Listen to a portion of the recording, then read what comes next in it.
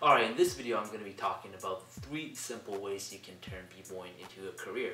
So just to make things clear, I'm talking about the earning money aspect of turning b-boying into a career, because turning b-boying into a career is subjective. You can see it however you like, but in this video I'm going to be talking about earning income with it. So I know it is a touchy subject, or a touchy subject I should say, because a lot of b-boys say, oh, you shouldn't be earning money with b-boying or else you're a sellout and stuff like that. But the way I see it is everyone, first of all, is each one teach one, and if you're not breaking for a very long time, then you have a difficult time to inspire others because, well, you're not even dancing anymore, right?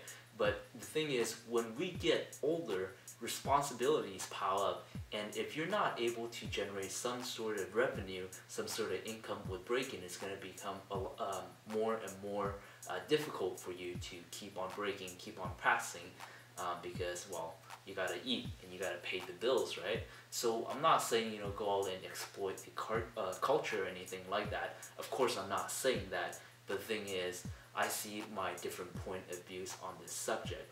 Although, you want to preserve the culture, but at the same time, being able to earn income with it is a very good thing, because it at the same time preserves the culture, because you get to dance for longer amounts of time. Alright, so to get that out of the way, the first way you can earn income is actually helping dance studios in your city teach classes. And you want to remember that when you're earning any type of income with anything, the question that you're supposed to be asking is, how can I add value to other people? How can I help other people? So in this case, you want to be asking, how can I inspire more kids? And in return, these kids will come to the studio to give the studios more money, well, to become customers of these studios, and in return, the studios will pay you.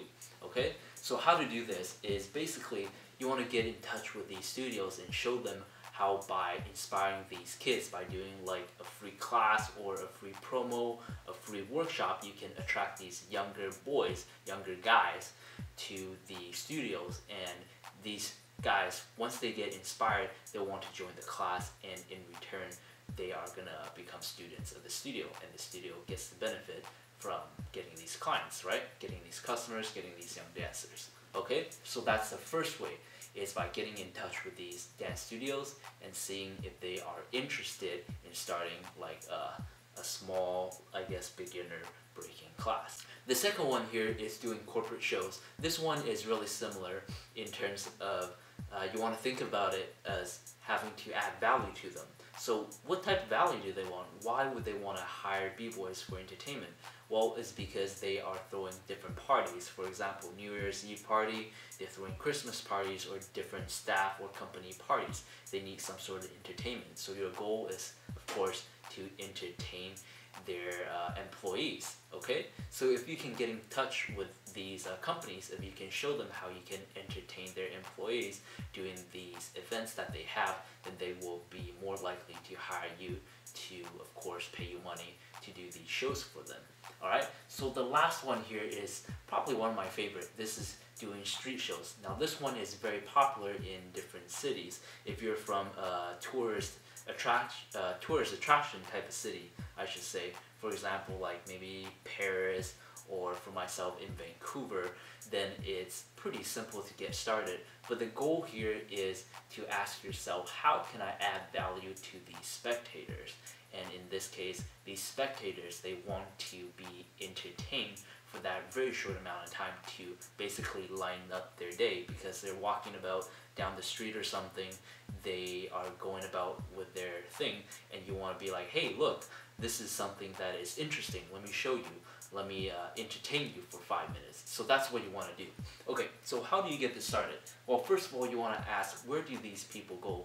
You want to find these tourists and basically find these spots where people actually go there. There's a lot of people there. Like any public area where there's like probably downtown somewhere, or maybe harbor front, where there's it's like a tourist attraction. You want to go there and make sure you have the permits to do these shows. Alright, so the format for these shows, it really depends on you, but a couple things you have to remember. First of all, humor is very important it's not just about the dancing, it's not just about the moves. They want to be entertained. So since they don't, well, I mean, most spectators, they don't know anything about breaking.